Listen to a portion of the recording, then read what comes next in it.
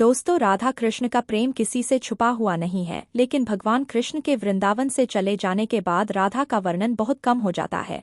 ऐसे में बहुत से भक्त यह जानना चाहते हैं कि आखिरकार राधा की मृत्यु कैसे हुई। अब माता राधा की मृत्यु से जुड़े रहस्य को इस वीडियो के माध्यम से उजागर किया गया है।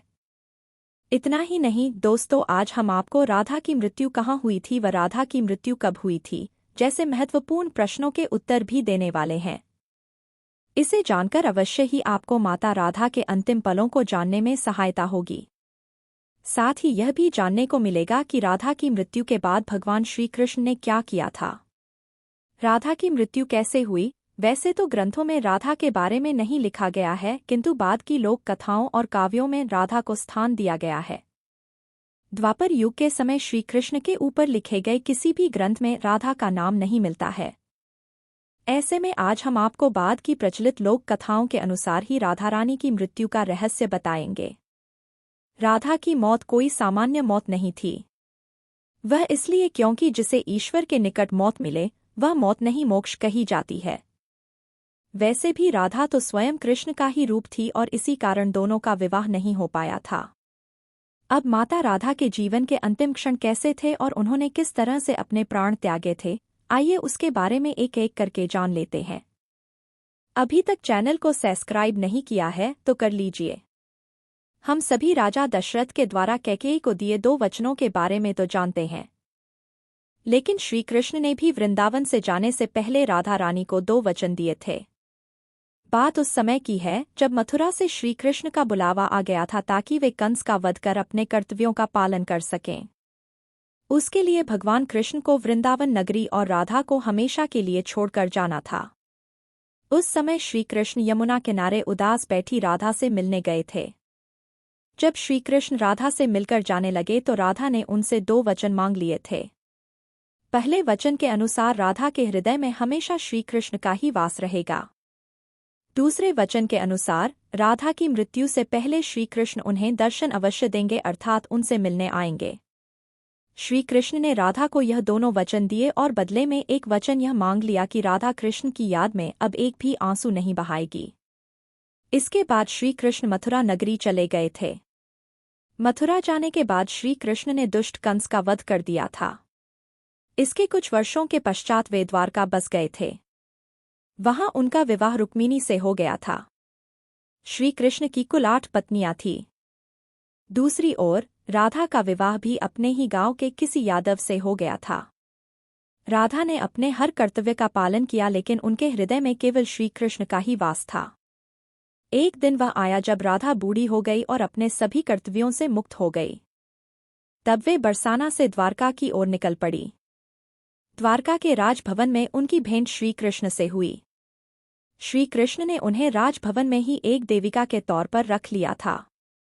हालांकि अब समय का चक्र बदल चुका था और दोनों को ही अपने कर्तव्यों का निर्वहन करना था। राधा रानी का वहां मन नहीं लगा क्योंकि वृंदावन के कान्हा और द्वारका के श्री कृष्ण में बहुत अंतर आ चुका था। इस कारण एक दिन राधा ने द्वारका के राजभवन को भी त्याग दिया और वनों में चली गई। अब राधा की मृत्यु का रहस्य जानने का समय आ गया है। द्वारका नगरी छोड़ने के अगले कुछ समय तक राधा वनों में कृष्ण की खोज में भटकती रही। भटकते भटकते कई दिन बीत गए और एक दिन ऐसा आया जब राधा का शरीर कमजोर पड़ने लगा और मृत्यु निकट आने लगी। कृष्ण से लिए अपने वचन के अनुसार राधा ने उन्हें दर्शन देने को कहा। राधा के पुकारते ही श्री कृष्ण उसी समय द्वारका को छोड़कर राधा की ओर कुछ उसी तरह दौड़े जिस प्रकार एक समय पहले राधा कृष्ण की बांसुरी की धुन को सुनकर दौड़े चली आती थी। जब कृष्ण राधा के पास पहुंचे तो उनकी मरणासन्न स्थिति को देखकर बहुत दुखी हो गए। उन्होंने राधा से उनकी अंतिम इच्छा प्रकट करने को कहा। इस पर राधा ने उन्हें फिर से उसी धुन में बांसुरी बजाने को कहा जिसे वे वृंदावन में बजाया करते थे। यह सुनकर श्री कृष्ण ने अपनी बांसुरी उठाई और उसे बजाने लगे। कहते हैं कि श्री कृष्ण ने दिन रात बिना रुके बांसुरी बजाई। बांसुरी की यही धुन सुनते सुनते ही राधा रानी ने अपने प्राण त्याग दिए थे। यह भी कहते हैं कि राधा की मृत्यु को देखकर स्वयं नारायण अवतार श्री कृष्ण भी इतने दुखी हो गए थे कि उन्होंने अपनी बांसुरी वहीं तोड़कर फेंक दी थी और फिर कभी उसे हाथ नहीं लगाया था। आशा है कि आपको अपने प्रश्न राधा की मृत्यु कैसे हुई का उत्तर मिल गया होगा। अब यदि आपके मन में यह प्रश्न है कि राधा रानी की मृत्यु कहाँ हुई थी, तो इसका कोई स्पष्ट उत्तर नहीं है। वह इसलिए क्योंकि द्वारका नगरी को छोड़ने के बाद राधा वनों में चली गई थी और कई दिनों तक वहीं रही थी। संभवतः वह द्वारका नगरी के आसपास के वन ही होंगे, क्योंकि वे श्रीकृष्ण से ज्यादा दूर नहीं गई होगी। फिर भी यह पक्के तौर पर नहीं कहा जा सकता है कि वह कौन सा स्थान था जहां माता राधा ने अपने प्राण त्याग दिए थे। इसके बारे में कहीं पर भी वर्णन नहीं मिलता है। अपनी मृत्यु के पश्चात राधा श्रीकृष्ण में ही विलीन हो गई थी। श्रीकृष्ण ने द्वापर युग के अंत में जन्म लिया था।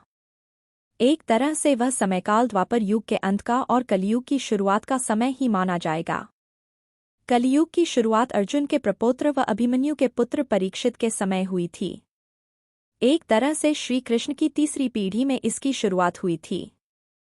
हालांकि श्रीकृष्ण का पूरा परिवार तो गांधारी के दिए श्राप के कारण पहले ही मृत्यु की गोद में समा गया था। कथाओं में यह बताया गया है कि जब माता राधा कृष्ण से मिलने द्वारका नगरी आई थी तो उस समय उन्हें श्रीकृष्ण के रुक्मिणी और सत्यभामा से हुए विवाह का पता लगा था। इसका अर्थ यह हुआ कि उस समय तक श्रीकृष्ण के 2 ही विवाह हुए थे। उसके बाद राधा रानी कुछ समय के लिए ही द्वारका नगरी रही थी और फिर वनों में जाकर कुछ ही दिनों में उन्होंने प्राण त्याग दिए थे। इस तरह से राधा की मौत श्रीकृष्ण के दूसरे विवाह के कुछ समय पश्चात ही हो गई थी।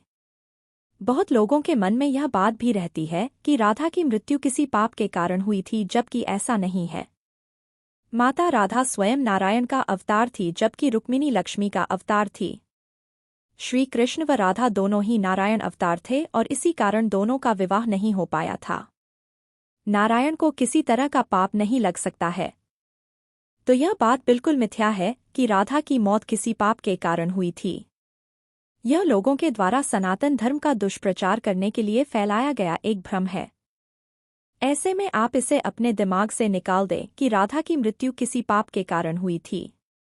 आज आपने यह जान लिया है कि राधा की मृत्यु कैसे हुई। मृत्यु और उसके बाद श्री कृष्ण के द्वारा अपनी बांसुरी तोड़ने की घटना बहुत ही मार्मिक है। इसके द्वारा ईश्वर ने भी मानवीय रूप में मनुष्य की भावनाओं को दिखाने का काम किया है, जो अद्भुत है। श्री कृष्ण का राधा के प्रति और राधा का श्री कृष्ण के प्रति प्रेम निश्चल था, जिसकी तुलना नहीं की जा सकती है।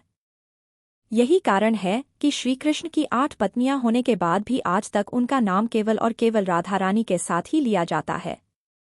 उम्मीद करते हैं वीडियो पसंद आया होगा। लाइक लिए शेयर कीजिए। Thanks for watching.